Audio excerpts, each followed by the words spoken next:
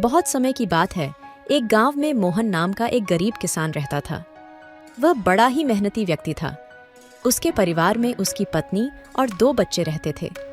उसकी पत्नी बड़ी ही घमंडी और आलसी किस्म की थी। शादी के बाद घर का हर काम अपने पति से करवाती थी और खुद एक आईने के सामने बैठकर दिन भर खुद को देखती रहती थी। उसके बच्चे के थोड़ा बड़ा होने पर अब उनसे घर का सारा काम करवाती थी। वह हमेशा चाहती थी कि मुझे बिना कोई काम करे सब कुछ मिल जाए। तभी एक दिन मोहन के पत्नी ने सपना देखा कि उसका एक बहुत बड़ा सा महल है, उसके चारों ओर नौकर चाकर है और वो सिंहासन पर बैठी हुक्म दे रही है। तभी अचानक छत से बारिश का पानी टपका, जिससे उसकी नींद खुल गई और सारा सपना चकनाचूर हो गया। इस गुस्से में अपने पति को बहुत सुनाती है और उसके जगह में जाकर सो जाती है। यह सब देख मोहन परेशान हो जाता, मगर कुछ कह भी नहीं पाता। समय गुजरता गया। तभी एक दिन मोहन की पत्नी रात के समय अपने पति और बच्चों को छोड़कर घर से बाहर निकल जाती है। वह जाते हुए बहुत दूर किसी जंगल में पहुंच जाती है।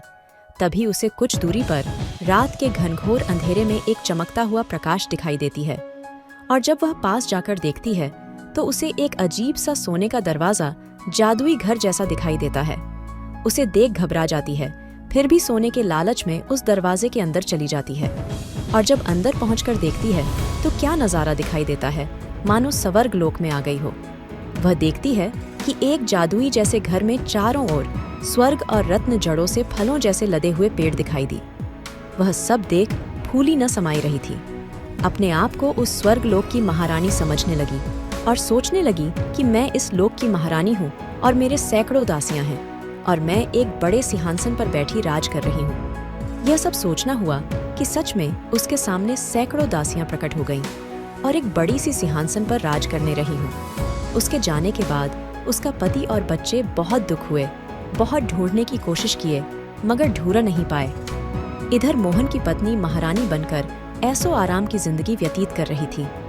तभी एक दिन आकाश मार्ग से एक व्यक्ति आया और उसने कहा, अब तुम्हारा समय खत्म हुआ, अब तुम्हें नर्क लोक जाना है। यह सुन मोहन की पत्नी डर गई और कहने लगी, क्या? मैं अभी तक मरी नहीं हूँ और तुम कहते हो कि मैं नर्क लोक जाऊं? तुम होते कौन हो जो मुझे नर्क लोक ले जाने की बात करते हो?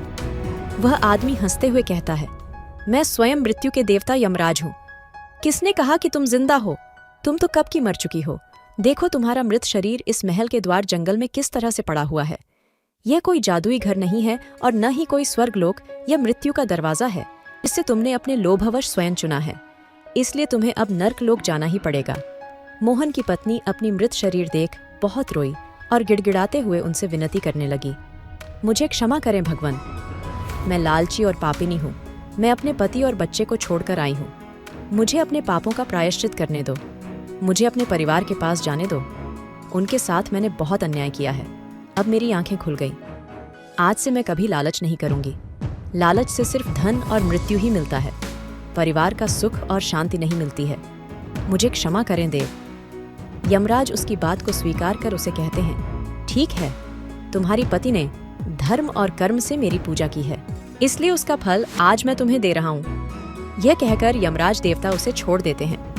अब शमोहन की पत्नी झट से अपने परिवार के पास चली जाती है और अपने पति के पैरों पर गिरकर क्षमा मांगती है और जंगल की सारी कहानी उनको सुनाती है। मोहन अपनी पत्नी को माफ कर देता है। उसके बाद मोहन और उसका परिवार सुख से जीवन बिताते हैं।